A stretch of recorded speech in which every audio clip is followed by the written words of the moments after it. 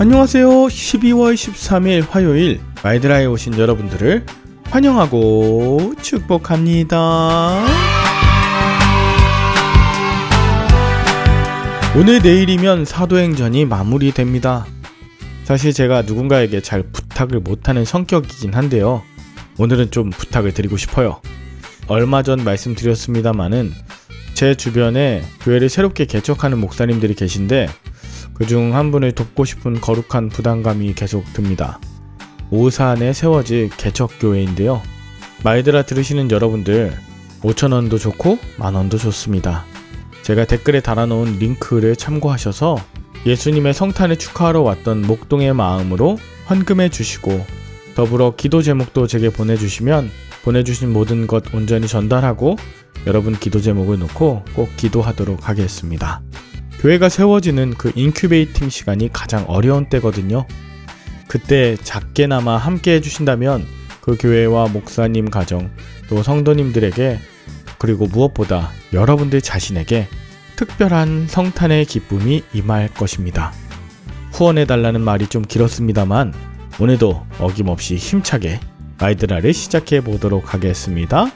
자, 출발!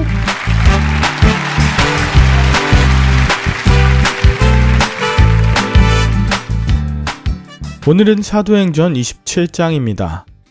황제에게 상소한 바울이 재판을 받기 위해 로마로 향하는 과정입니다. 이 바울의 로마행에 누가와 아리스다고가 동행합니다.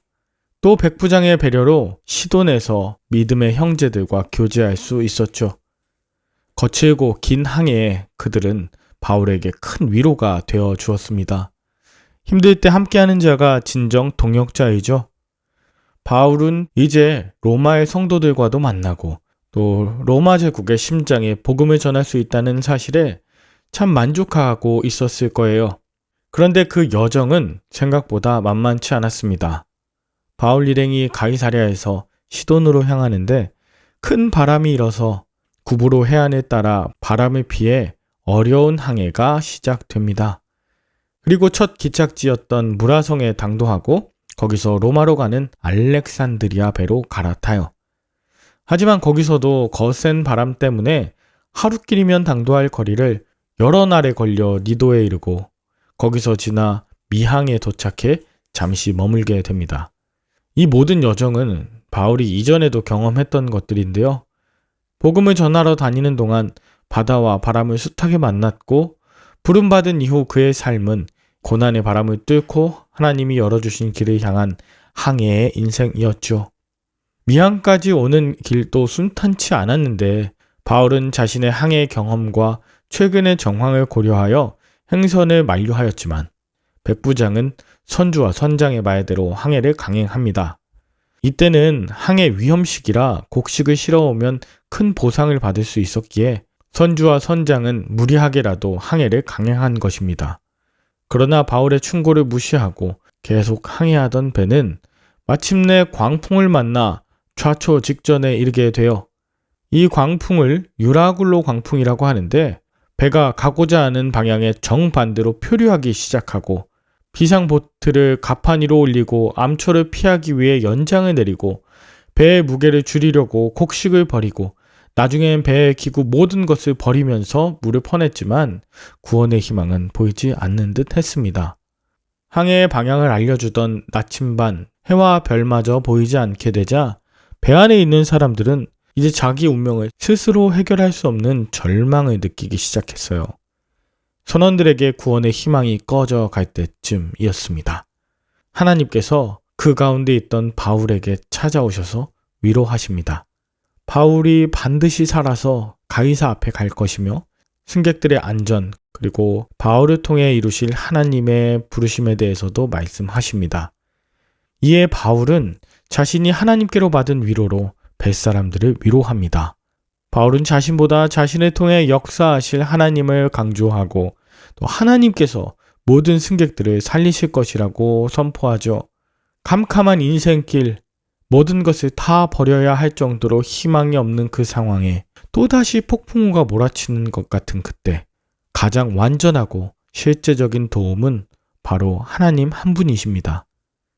거센 풍랑도, 백부장의 무시도, 선장과 선주의 탐욕도 이 하나님의 약속을 꺾을 수 없습니다. 이 말씀과 위로를 전하여 구원을 받게 하는 그런 사도 바울과 같은 자가 되시길 기도합니다. 그렇게 기도하며 14일째가 되던 밤, 바울 일행이 탄 배가 멜리데 섬에 당도하게 됩니다.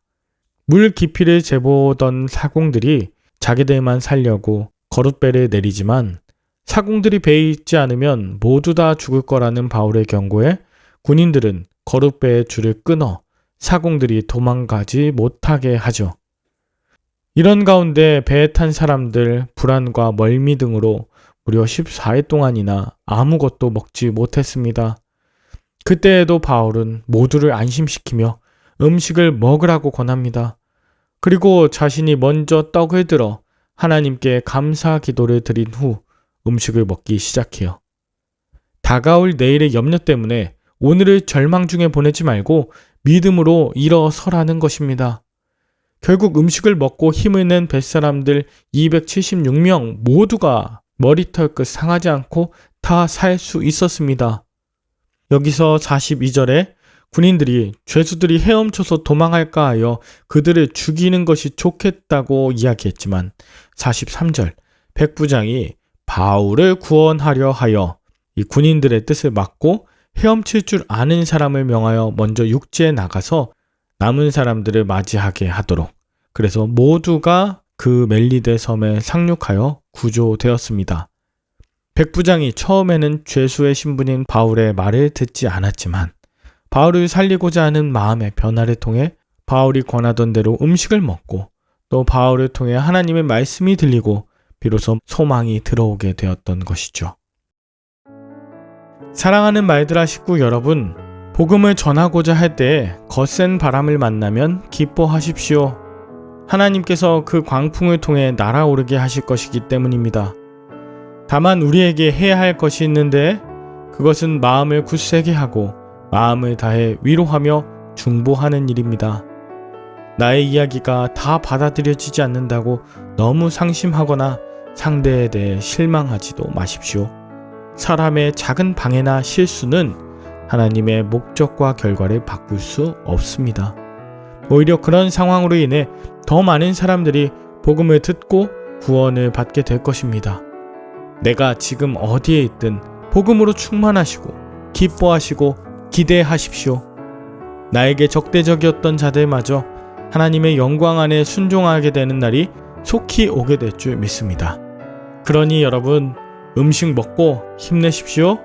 하나님이 지켜주실 줄을 내가 확신합니다. 함께 기도할까요? 하나님 아버지, 광풍을 만날 때 주님이 도우시는 성령의 바람으로 여기도록 찾아와 말씀하여 주시옵소서. 매서운 바람 소리가 아닌 그 속에서 하나님의 위로를 느끼게 하여 주옵소서. 너무 놀라 가슴 뛰는 순간에도 나의 손을 붙잡으시는 주님을 붙들고 기도하며 위로하는 내가 되게 하여 주옵소서.